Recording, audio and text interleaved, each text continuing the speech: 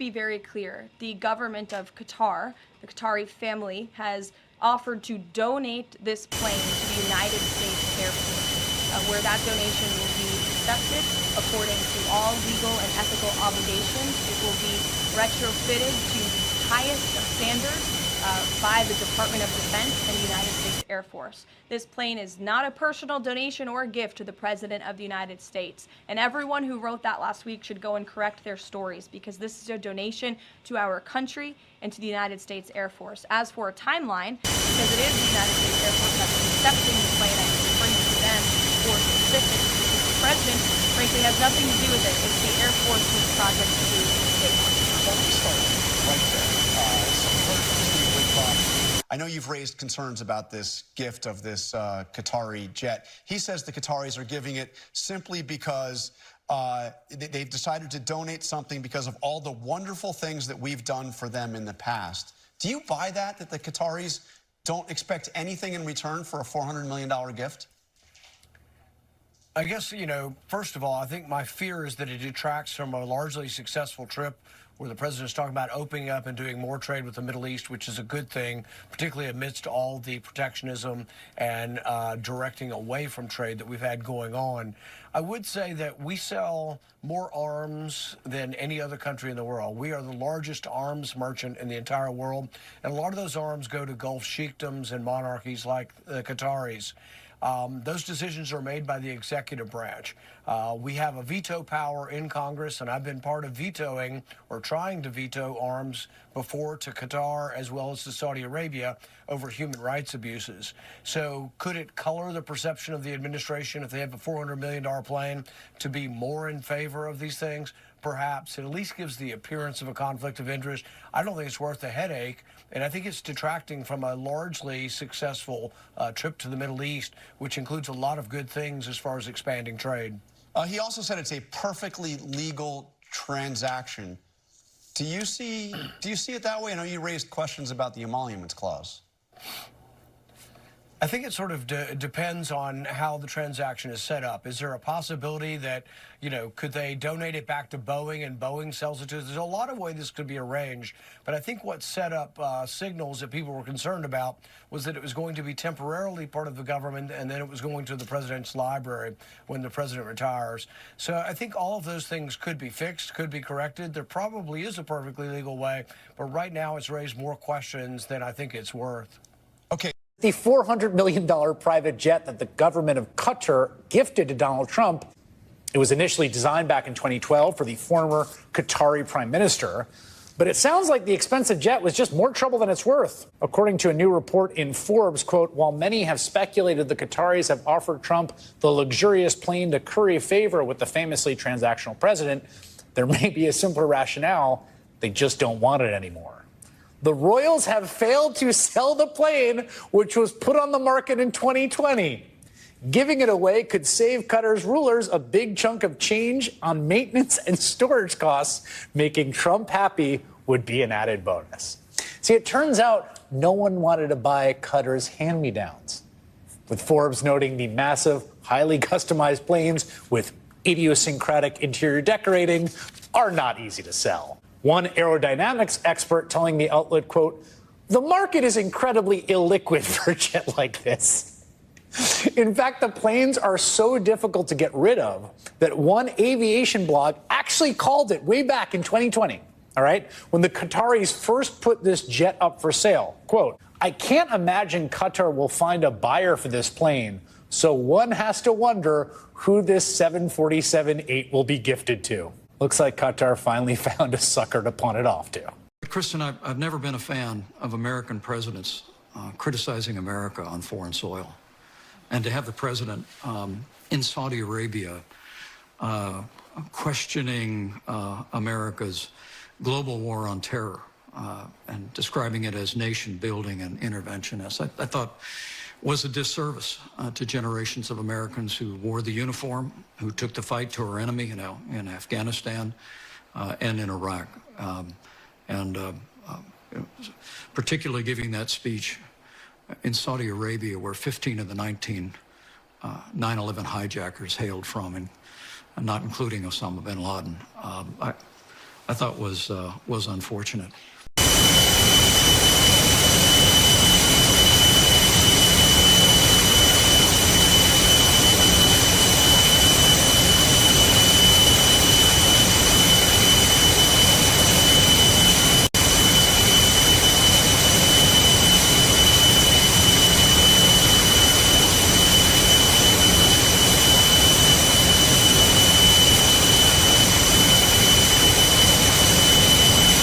President Trump should accept a military aircraft from Qatar?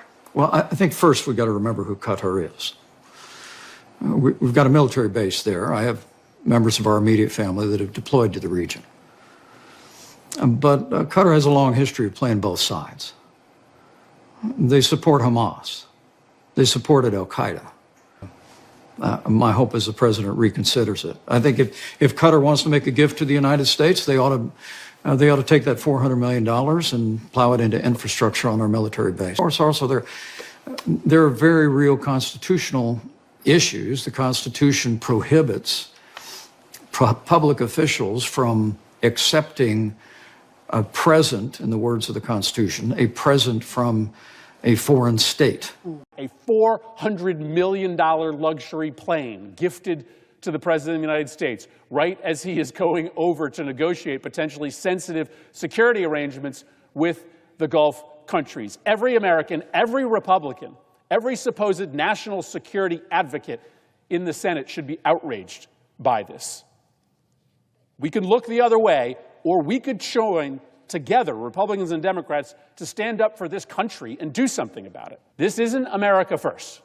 This is not what he promised the American people. This is Trump first.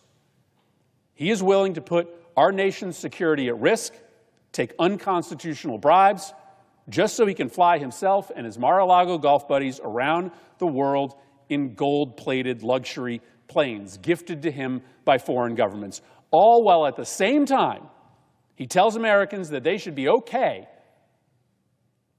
buying fewer school supplies for their kids or fewer birthday presents for their grandchildren because he's driving prices up for non-billionaires in this country. All while at the same time, he's kicking 13 million people off of their health care. Trump lines his pockets. He corrupts our foreign policy to enrich himself while driving up prices and stealing health care from average Americans. It's a national security disaster, and it's a moral abomination. As we begin tonight, keeping them honest with breaking news about that 747 the Qatari royal family is giving to President Trump, which he will keep, he says, for his library after leaving office. We learned today that it could take 2 years and $750 million or more to bring the plane up to Air Force One standards. Now, that's according to a person familiar with the matter. $750 million or more to take it apart, check for surveillance devices, then refit it with the defenses, communications gear, and all the rest a commander-in-chief needs. In short, all the gear already on the 747 he flew to Saudi Arabia for a day of pomp and ceremony, fighter escort included, and which he'll fly in just a few hours to Qatar for more of the same. His current 747, though, aging, already has all of that, and so will the new 747 Boeing is building, which is years behind schedule, as the president has pointed out, but which the company now says it could deliver in the next 2 years. In other words, about the same delivery time as the one the president says he'd be stupid not to take. I would never be one to turn down that kind of an offer. I mean, I could be a stupid person and say, no, we don't want a free, very expensive airplane. But I thought it was a great gesture. Well, that notwithstanding, the gift, which Mr. Trump actually took a tour of back in February, raises ethical, constitutional, foreign policy, and national security concerns, some or all of which a number of Republican lawmakers and other Trump loyalists are speaking about. Here's Senator Mike Rounds, who sits on the Intelligence Committee, comparing the plane to a Trojan horse. It seems to me that the Greeks actually had something like that happen one time, a long, long time ago, and somebody happened to have brought a golden horse inside of a community. This aircraft is beautiful, and it would be great if we could accept it, but security concerns are also there.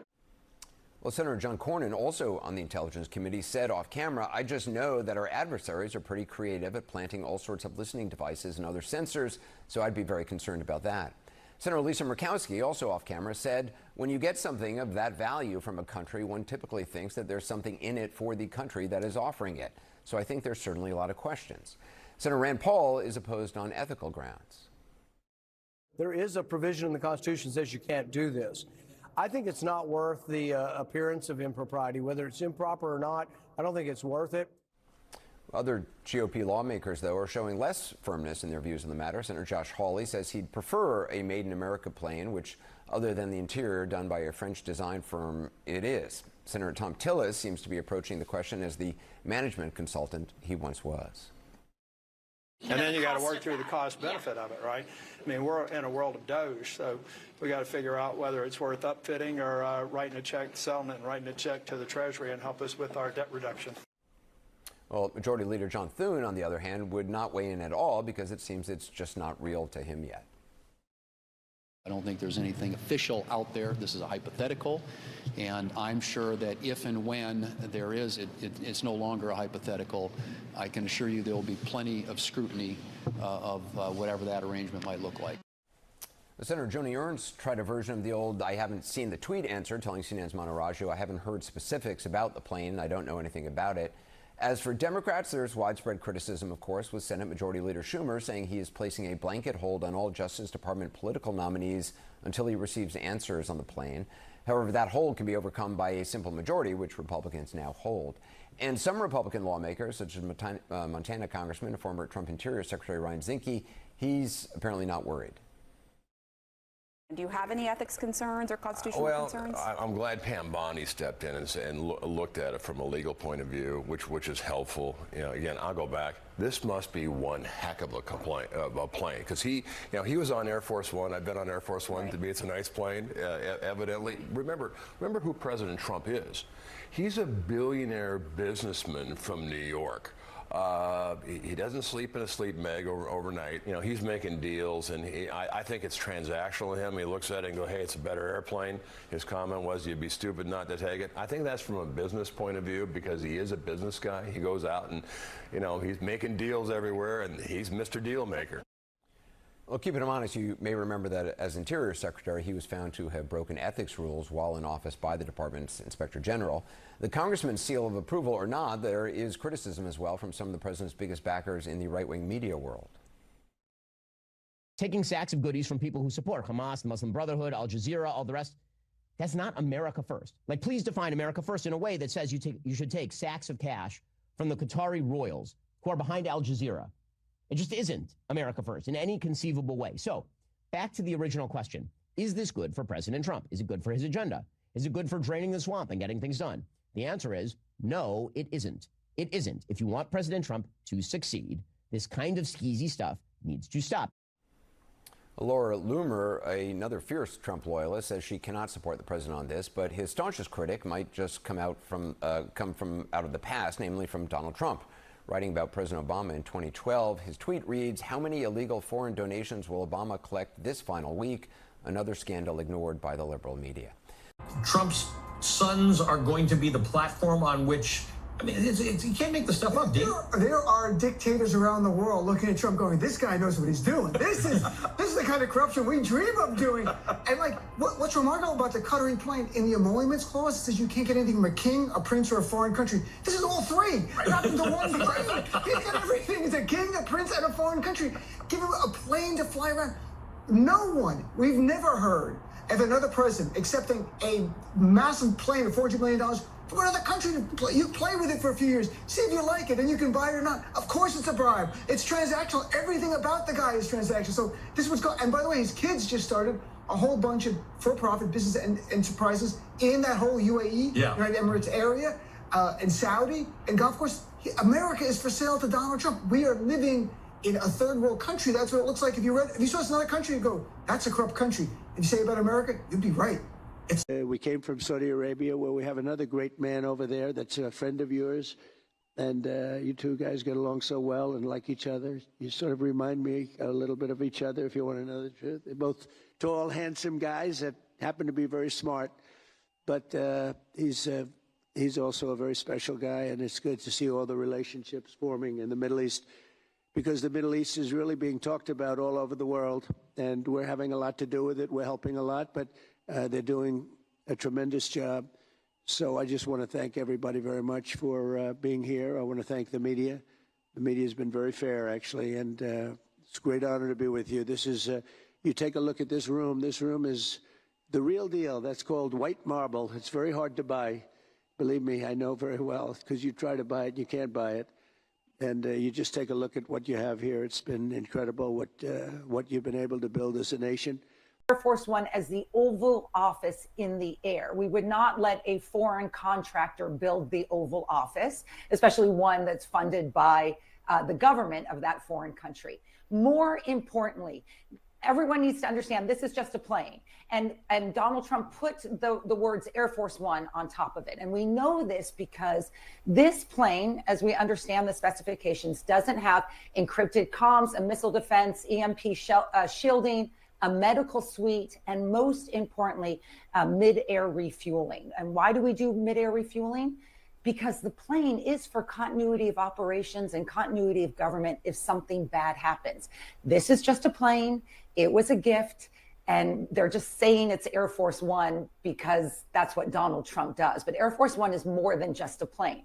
It is to protect the constitutional order and the President of the United States, regardless of who it is.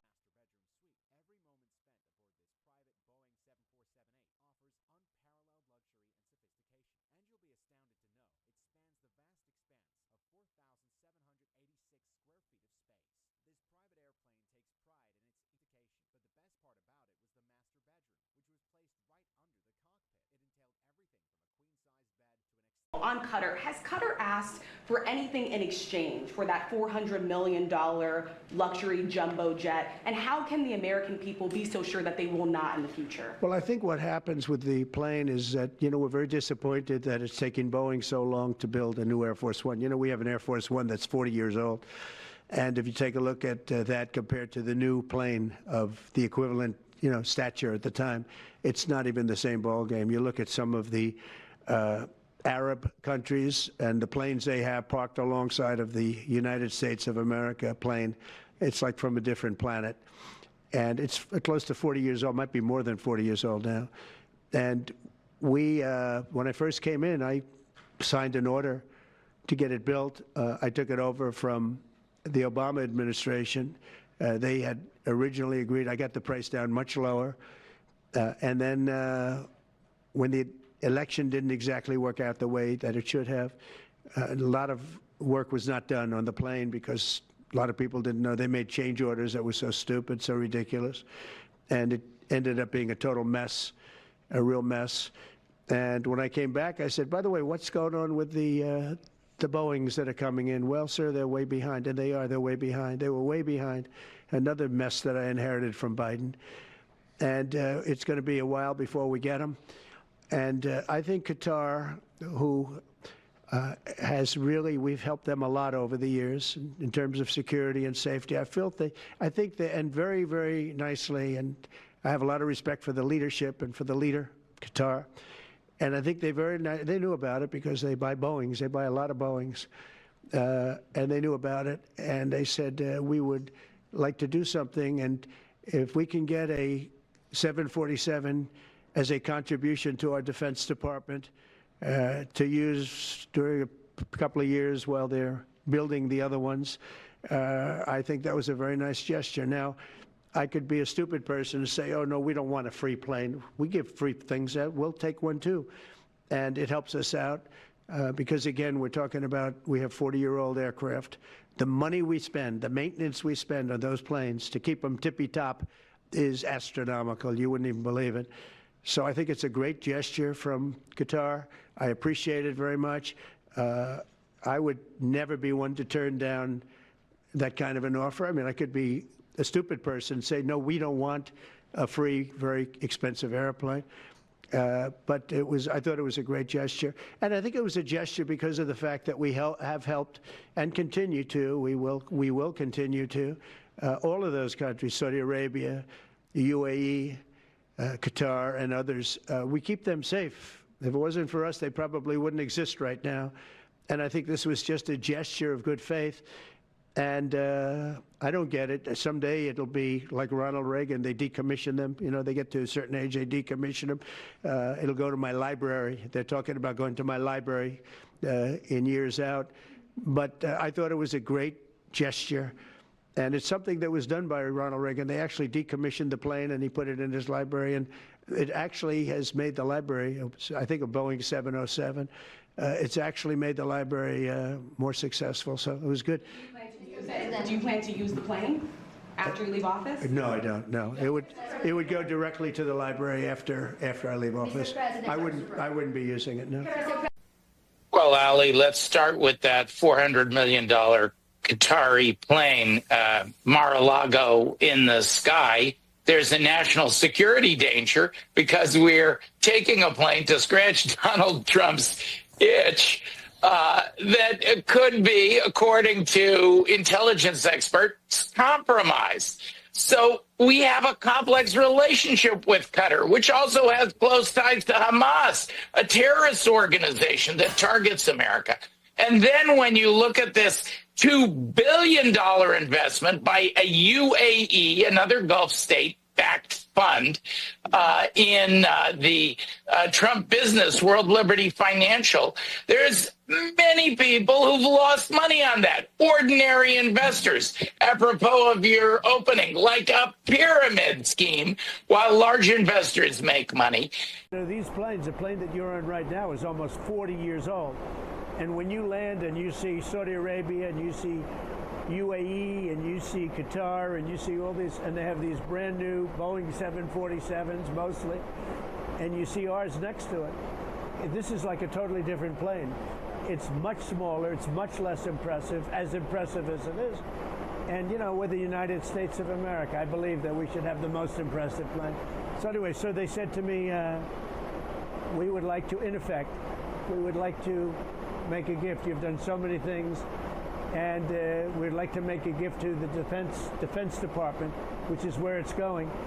And I said, well, that's nice. Now, some people say, oh, you shouldn't accept gifts for the country. My attitude is, why wouldn't I accept a gift?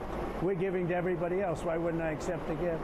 Because it's going to be a couple of years, I think, before the Boeings are finished.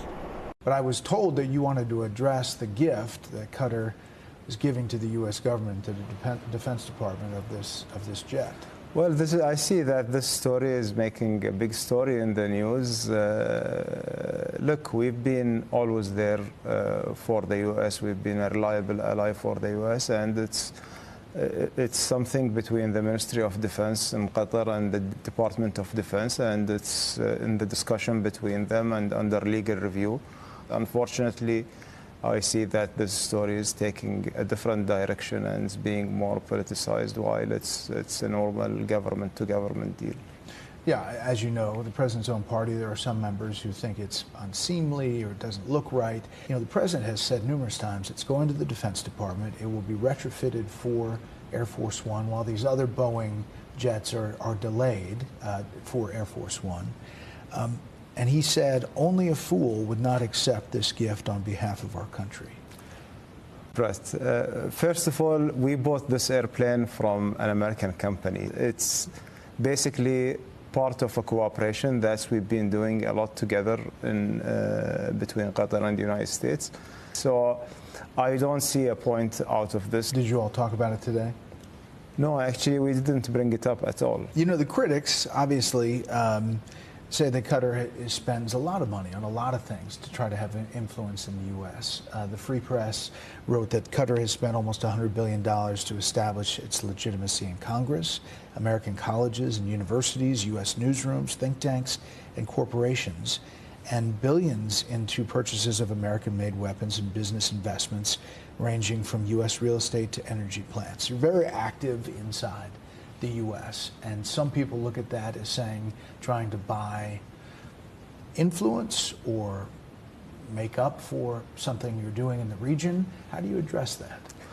Well, Brett, look, it's really unfair accusations for Qatar's trying to buy influence. Throughout, you know, the last 25 years or 30 years, you will find Qatar always by the side of the U.S. in many areas and many things. For example, we have 6 American universities operating here in Qatar to provide an American quality education for the people here in the region, and we are offering them the opportunity to have access to this American education, and we are proud of this partnership and this relationship. I don't see any basis for this accusation unless there are some people who are just trying to select who should be a friend of the U.S. and who should not. When you were in the U.S., we talked in end of January of 2024. You said every day it's getting more concerning and very dangerous. I mean, it was a warning at that time. How do you look at the region right now, today? It's still in a very delicate situation. We are in a very critical moment. We have seen some changes in the region. Of course, there are some positive changes that happened. The war has ended in Lebanon. We have seen the transition happening in Syria. But despite all that, we see that there is a humanitarian catastrophe still ongoing in Gaza, and it's becoming just worse and worse. And of course, even when you are looking at it from an Israeli perspective, the hostages are not freed yet. So this will definitely trigger a sort of reaction that might put the whole region at risk. You were very optimistic about how close a deal between Israel and Hamas on the hostages and possibly ending the war in Gaza was going to be January 2024. Yes. And now it's not. Hamas released the last living U.S. hostage from Gaza, still holds the bodies of 4 slain American Israelis taken during the assault on October 7th. And there are others. Where do you think that stands? And I heard what you said about the humanitarian effort, but do you put the onus on Hamas for still holding those hostages and also, keeping people in harm's way? It's good that you have mentioned the case of Idan Alexander, whom we are happily seeing him free finally. This took us like a long, a lot of time and a lot of efforts and a lot of pressure without any exchange, which is basically something has never happened. Now, we wanted this to be also as a first step toward having a complete hostage deal. Unfortunately, the next day being followed by a massacre on a hospital in Gaza, and just to try, the Israelis obviously said they were going after senior Hamas leadership. Yeah, but going after senior Hamas leader doesn't mean killing 70 people just as a collateral damage, which has just been the justification for the last year and a half. We cannot reach a deal when we have two different, a fundamental difference between the two parties. One party wants just to retrieve the hostage and continue the war, and the other party wants to end the war and doesn't think about the hostages. I'll just say the Israelis obviously said that Hamas uses human shields around their senior leadership, and that's why all these people are killed. But to your point, you have been negotiating on a number of different fronts for a lot of months. Yeah. On Iran, the president said yesterday this: I want to make a deal with Iran. If I can make a deal with Iran, I'll be very happy. If we're going to make your region and the world a safer place. But if Iran's leadership rejects this olive branch and continues to attack their neighbors, then we will have no choice but to inflict massive, maximum pressure. Iran will never have a nuclear weapon. How do you read that statement? And do you think Iran is going to be at the table and will make a dismantling nuclear program deal? All of us, we agree that we want a nuclear-free region, and we cannot afford a nuclear race in that region. But we need this to be resolved diplomatically. Iran has its right to have a civilian nuclear power, while not also representing any challenge or any threat for anyone in the region. You're always in the middle of the negotiation. You seem to relish that position. And sometimes, people from the outside look at the other side, Hamas or Hezbollah or Muslim Brotherhood, and don't look very favorably to that from the outside. But you seem to be trying to find solutions. You've always said that whenever we've talked. Thank you. Well, but look, it's a complex region that has ancient wars, proxies, a lot of complications that we have nothing to do with, but we inherited that for our region to stabilize. It needs efforts. It needs not only Qatar. It needs a lot of countries to step up and to be open to communicate with everyone. It doesn't mean that there is an endorsement of one side over the other.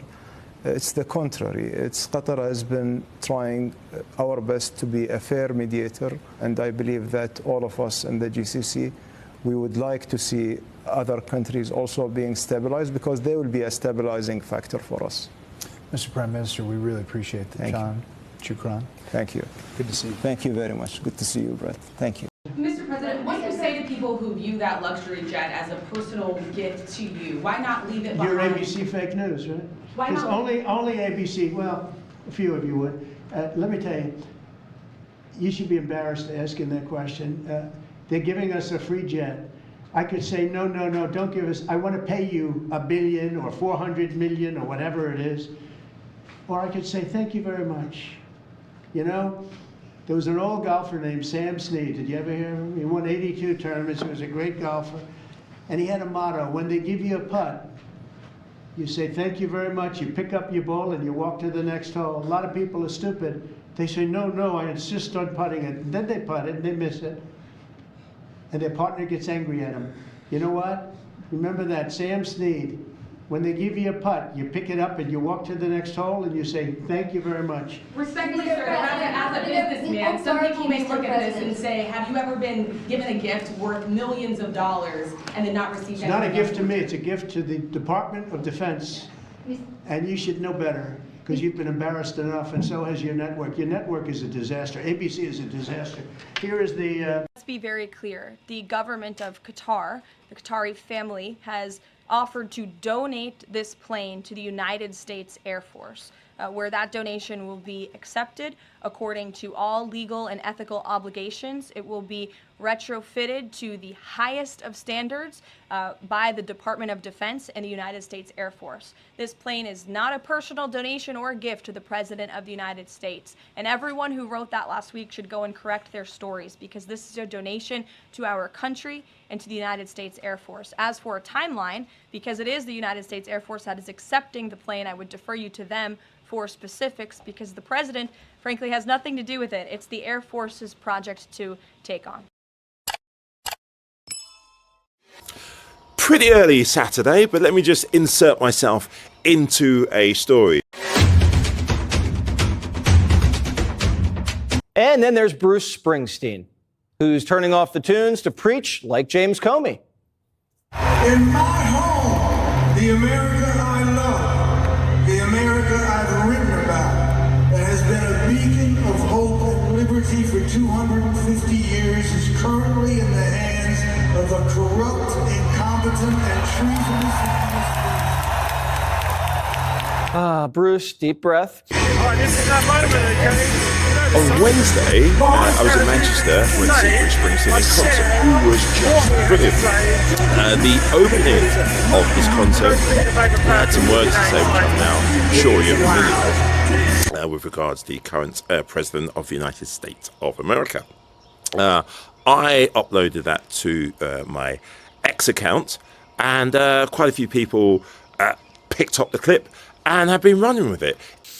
Enjoy the golden age. Maybe play Born in the USA. Gutfeld already thinks you're up.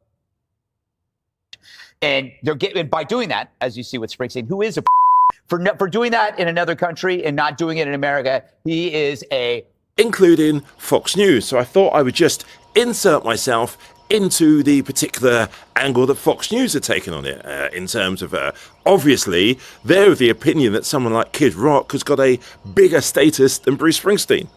Right now, I can tell you 100%, from a British perspective, take Kid Rock, take Bruce Springsteen. Who would you rather be promoting? Music legend Kid Rock joins us now. So, you know what Greg called him. If you're going to go on foreign soil and slam the president, slam the country, because you know everyone's going to clap because you're in Europe. Who would you rather be thinking, I can fill a stadium up? Who would you rather be thinking, I can, do you know what I mean, get people to choose which artist to download first? Who would you be thinking, which artist is going to have more people put in their back catalogue into a playlist? Every single time it comes down to Bruce Springsteen. Bruce would never do that in Jersey, in upstate New York, anywhere in the United States. Do you agree with Greg? I agree with him 100%. I mean, first of all, let's break it down. Pound for pound, when it comes to heartland rock and roll, Bruce Springsteen's made some good songs. I'll give him that. Bob Seger. Someone like Kid Rock is like, he's like a musical equivalent of falling over here, of a shock jock. Says something that he knows is going to get a reaction, but I always thought a musical artist, the proof should be in the pudding. I mean, Bruce Springsteen's another one of these liberals who has mountains of money that so desperately wants to keep his good standing in the eyes of Hollywood and the elite, but plays like this working class guy. You know what I mean? His politics are so ass backwards. I mean, just stay in Europe, Bruce. Have fun. Because at this rate, I suspect Kid Rock would have problems filling out a 7-Eleven. Never mind a stadium that holds 50, 60, 70, 80,000 people. Stop 10 people right now in the street. Ask them to name you 3 Kid Rock songs. Just 3. Randomly anywhere in the world. I think they'd be struggling to get past 2. In fact, I can't name 1. Is he the George Clooney of music? Well, remember how this worked out for the Dixie Chicks a few years ago? Yeah. They had to change their name. So I'd just like to say, Fox News, you know where I am? Yeah, you've been running my name all over your channel, etc. I'd love you to get in touch, because I got something to say. Proud to say that I'm more of Hollywood's kryptonite. I can verify that. If you missed what he said, here's the boss. In my home, the America I love, the America I've written about, that has been a beacon of hope and liberty for 250 years, is currently in the hands of a corrupt, incompetent, and treasonous. But here's the thing with Fox News. They like to put it out. They don't have anyone on their channel, with the exception of Jessica Tarlov, who actually likes to deal with facts, good information, some news as well, and humour. Greg Gutted, Judge Shirley Weinbox. She's in Washington in a senior position. In my home, the America I love, the America I've written about, that has been a beacon of hope and liberty for 250 years, is currently in the hands of a corrupt, incompetent, and treasonous. But again, simple fact as well. Who's probably done more for their fellow Americans, veterans, homelessness, those who need maybe help with something like food? I mean, obviously at Fox News, they wouldn't realise things like that. I'd say, as a wild estimate, 100 to 1, Bruce has given back more than Kid Rock ever would have done. And when it's getting personal, because I think Trump got a little bit personal, excuse me, really? That's where it's come down to? You know, here's the thing. There were 2 people, when they speak, they totally get under the skin of Fox News and this current administration. That's Eminem and the boss, Bruce Springsteen, who is genuine. Yeah, that's not up there coming out with something that he's not doing it for clickbait. He's not saying it to get a reaction or anything like that. That was pure, it was there, pure, raw emotion. All right? All right, I'll now take myself out of this news story. Happening now. A majority of our